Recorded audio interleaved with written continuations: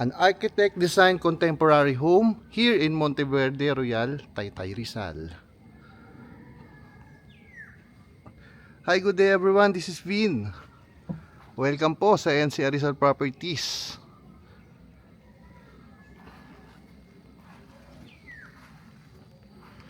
Alright, gusto nyo ng may view, Laguna Lake view, and city view, mamaya pagkakit natin ng view deck. Right? So yung parking space natin, good for 2 parking space. So single detached po ito. Single detached property, right? So paikot yung setback.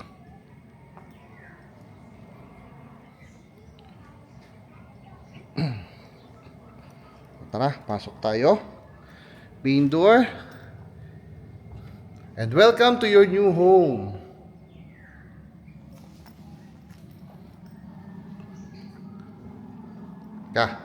Sarado ko muna to ha.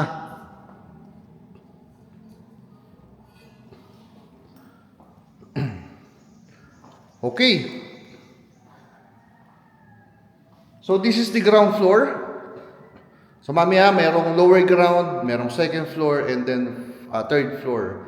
So basically, para siyang 4 floors. Okay? Pero ito ground floor, mamaya meron lang tayong lower ground. Alright? So this will be your living and dining area. So for me, yun yung nakikita ko na magandang setup dito. So very simple lang. On this part is your living area.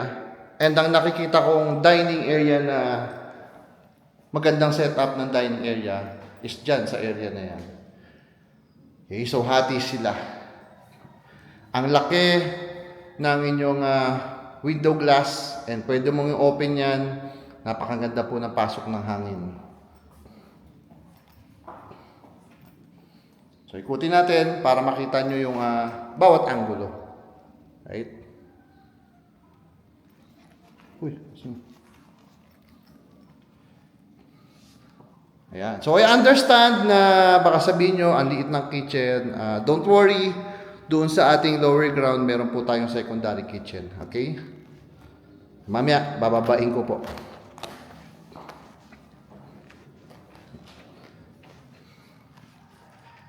Then, meron tayo dito sa ating ground floor. Unahin ko na to. So, this is good kung meron po kayong kasama yung parent nyo, no? Or grandmother, grandfather, di ba? Depende. Pero, highly recommended po ito kung may kasama kayong adult. So, adult room, pwede po, or guest room. Yan. And katabi lang naman po is yung ating common toilet and bath dito sa ating ground floor.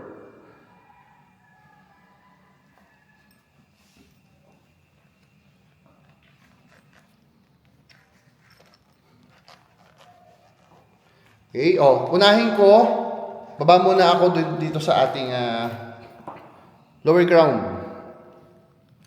Or pwede mo tawagin basement, di ba? So sabi ko sa inyo, this is a single detached property. So, square yung lote or rectangle yung lote, then nasa gitna po yung bahay, yung mismo. Alright, so ito yung sinasabi ko as yung secondary kitchen natin. Right?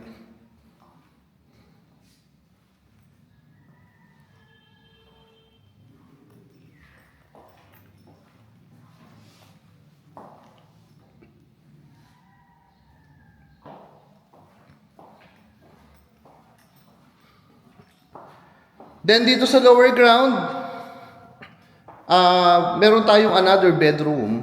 So pwede nyo gamitin to, or pwede nyo sabihin natin maid's quarter po with a toilet and bath.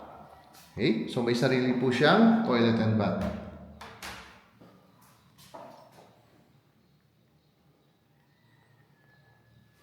Kung wala po kasambahay at may kasama kayong adult, so adult room yung nasa ground floor, and then ito, pwede nyo gamitin as a guest room or office room, depende po sa inyo. Depende po sa needs nyo. Alright? So ito yung setback dito sa may likuran. So umaambon. Medyo malakas yung ambon. So ito, pakita ko lang sa inyo ha. Ito is access po papunta doon sa ating garage or doon sa ating parking. Okay, dito na lang po ako dadaan.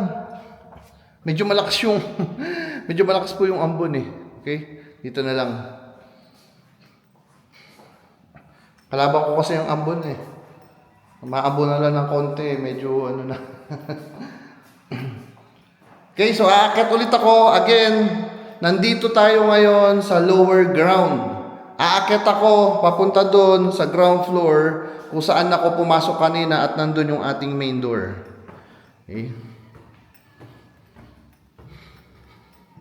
Baka po kasi nalito lang, no? Baka po nalito lang kayo. Kaya na-explain ko lang na mabuti. Okay? Nakita niyo yung main door? Napakalaki, no? Napakalapad. Ayan, no? So, living, dining. Ayan. O, tara.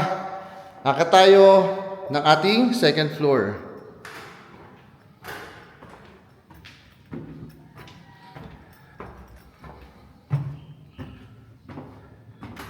O, unahin ko na po dito sa ating master's bedroom.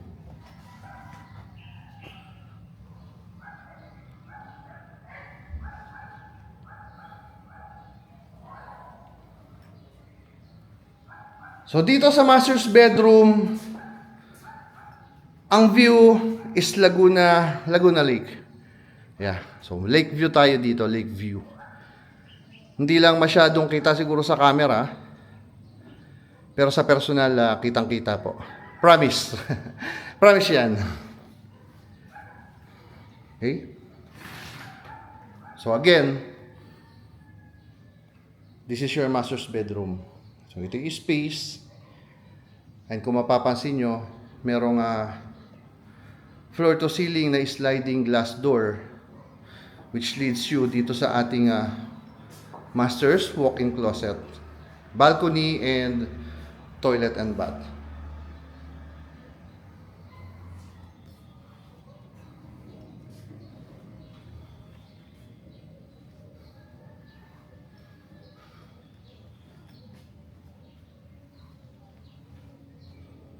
Toilet and bath and balcony dito sa ating master's bedroom.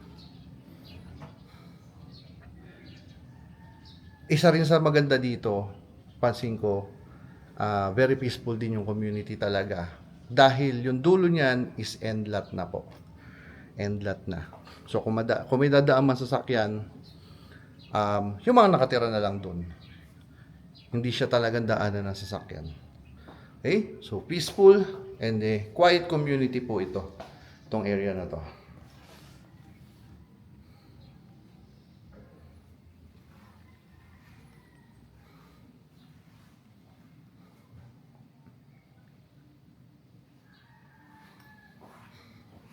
Okay, proceed tayo. Next bedroom dito sa ating second floor. Again, that's the master's bedroom, and then we have another bedroom here. Of course, may sarili po itong toilet and bath and a built-in cabinet po.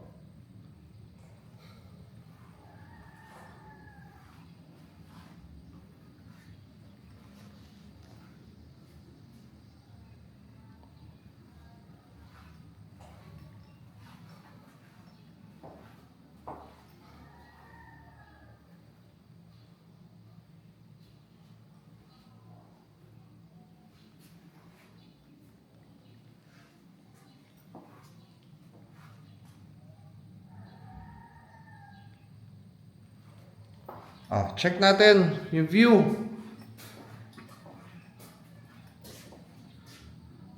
Dito, view is city view po.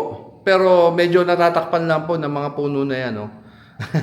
Pero may spot po talaga, merong spot. So tingin ko pagkagabi, mas ma-appreciate po talaga yung view kapag kagabi dito. Dito sa room na to,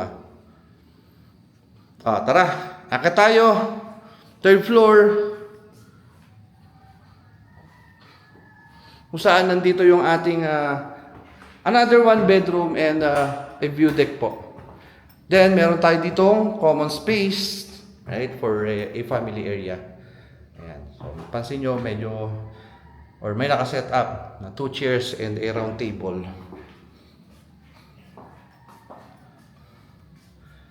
So itong bedroom na to, same size lang po ito doon sa bedroom na nakatapat niya doon sa ating second floor.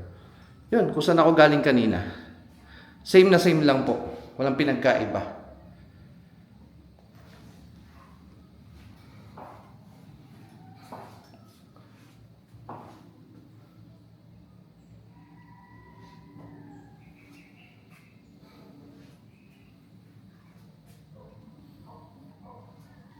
Okay, so check natin yung view. Eto na. Eto yung bedroom na napakaganda ng view. Promise. Sobrang ganda ng view. Yan no? Lake view plus city view. Napakaganda. Pag nandito ka, ang personal. Dito sa camera, baka hindi nyo ma-appreciate. Pero dito po. Punta nyo, viewing natin kung gusto nyo makita. Right? So ito yung bedroom na talagang pag-aagawan. Pag-aagawan to ng mga anak ninyo, promise. Yung master's bedroom syempre sa inyo. Pero ito sa mga anak nyo, pag-aagawan talaga to. Okay?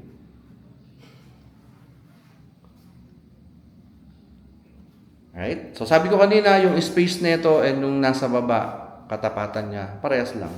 Umaambon. Tara, saglit lang. Ito is yung ating view deck.